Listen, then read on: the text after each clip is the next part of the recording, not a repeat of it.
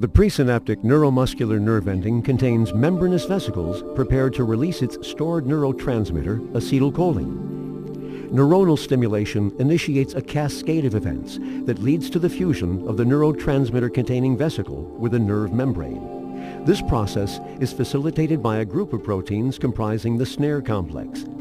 The membrane fusion results in the release of acetylcholine into the synaptic cleft by a process of exocytosis. The acetylcholine diffuses and eventually binds to receptors on the muscle, leading to muscle contraction. Botox, botulinum toxin type A, consists of a heavy chain of 100 kilodalton and a light chain of 50 kilodalton, making up the 150 kilodalton core type A molecule. The toxin is protected by accessory hemagglutinin and non-toxic non-hemagglutinin proteins, yielding a uniform 900 kilodalton complex. This illustration shows a cross-section of the spine, with a motor neuron extending into the muscle and a sensory neuron extending out of the muscle. After injection of Botox, it would be expected that most of the neurotoxin would remain at the injection site. The Botox core molecule dissociates from the accessory proteins and targets the nerve endings. The binding domain of the Botox core molecule is the C-terminal portion of the heavy chain, with an acceptor on the nerve. The Botox core molecule enters the nerve cell by a process of receptor-mediated endocytosis. It is the heavy chain that contains the binding domain. The toxin is now contained in a membranous vesicle inside the cell. Soon after, the light chain is released into the cytoplasm of the nerve terminal, where it begins to cleave one of the snare proteins.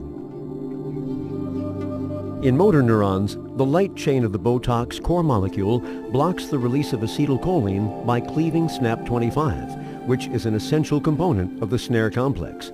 When acetylcholine cannot be released, muscle contraction cannot occur. In sensory neurons, the light chain is believed to cleave SNAP25 by a similar mechanism, thereby blocking the release of neuropeptide neurotransmitters and inhibiting the sensitization of pain nerves. The toxin does not appear to affect the conduction of electrical signals along the nerve fiber or the synthesis or storage of acetylcholine.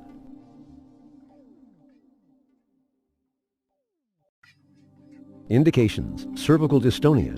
Botox is indicated for the treatment of cervical dystonia in adults to decrease the severity of abnormal head position and neck pain associated with cervical dystonia, blepharospasm, and strabismus. Botox is indicated for the treatment of strabismus and blepharospasm associated with dystonia, including benign essential blepharospasm or seventh nerve disorders in patients 12 years of age and above. The efficacy and safety of Botox treatment in deviations over 50 prism diopters, in restrictive strabismus, in Duane syndrome with lateral weakness, and in secondary strabismus caused by prior surgical over-recession of the antagonist has not been established. Botox is ineffective in chronic paralytic strabismus, except when used in conjunction with surgical repair to reduce antagonist contracture, hyperhidrosis. Botox is indicated for the treatment of severe primary axillary hyperhidrosis that is inadequately managed with topical agents. Important safety information: contraindications and warnings. Contraindications: Botox treatment is contraindicated in the presence of infection at the proposed injection site or sites, and in individuals with known hypersensitivity to any ingredient in the formulation.